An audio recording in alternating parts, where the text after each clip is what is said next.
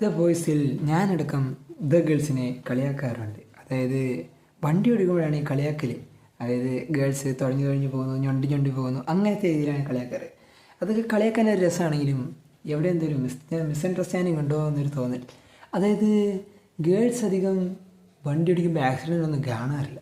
പക്ഷേ ബോയ്സ് വണ്ടി ഓടിക്കുമ്പോൾ എന്തെന്നറിയില്ല, എവിടെയോ വള്ളിയും തെറ്റി പൊള്ളിയും തെറ്റി.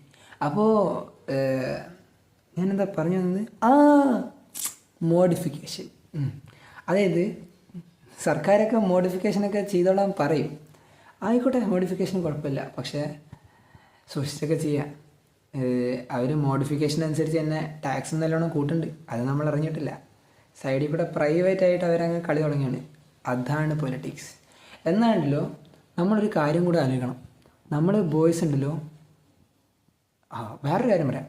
ഈ കേരളത്തിൽ ജീവിക്കണതിന് മൊത്തം ടാക്സ് കാരണം ലോൺ എടുത്താണ് ജീവിക്കണത്. അതിനിടയിൽ ഈ ആക്സിഡൻറ്റ് ഉണ്ടാകുമ്പോഴല്ലോ ആശുപത്രി ചിലവൊക്കെ, പിന്നെ വണ്ടിക്ക് മെയിൻ്റനൻസൊക്കെ ആയിട്ട് കുറച്ച് കാശ് പോകും. അത് അവിടെ നിൽക്കട്ടെ.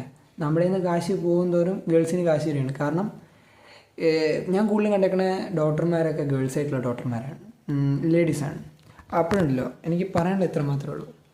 അതായത് ആക്സിഡൻ്റ് ഒക്കെ ഉണ്ടാകുമ്പം ചെറിയ അല്ലറ ചില്ലറ പൊട്ടൽ അങ്ങനെയൊക്കെ വരുത്താന്നുള്ള രീതിയിൽ ആക്സിഡൻ്റ് ഉണ്ടാക്കുക. ഇല്ലെങ്കിൽ നമ്മൾ പിന്നെ വലിയ വലിയ ലോണുകളിലേക്ക് പോകേണ്ടി വരും. വീട് വെക്കേണ്ട ലോണ് നമ്മൾ ആശുപത്രി ചിലവിന് വേണ്ടിയിട്ടുള്ള ലോണായിട്ട് തീർക്കേണ്ടി വരും. പ്രത്യേകിച്ച് ഇപ്പോൾ അധികം ആൾക്കാർ ഗവൺമെൻറ് ആശുപത്രിയിൽ പോകാത്തപ്പോൾ.